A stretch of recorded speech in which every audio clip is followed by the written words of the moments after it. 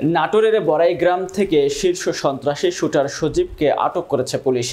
নাটোর নিজস্ব প্রতিনিধি সৈকত হোসেনের প্রতিবেদনে দেখুন বিস্তারিত।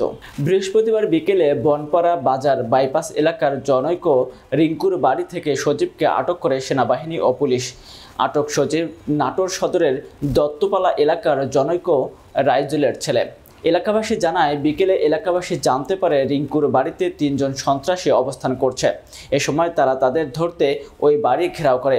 এরপর বাড়ির ভিতরে ঢুকে সজীবকে ধরতে পারলেও 2 জন পালিয়ে যায়। স্থানীয় জনতা দুর্ধর্ষ সন্ত্রাসী শুটার সজীবকে আটক করে মারধর করে।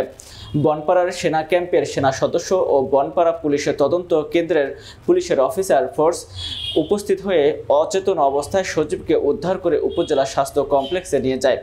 বাড়ির মালিক রিঙ্কু শুটার সজীবের ভাই শাকিল লোকজনদের উপস্থিতি টের পেয়ে পিছনের দরজা দিয়ে পালিয়ে যায়।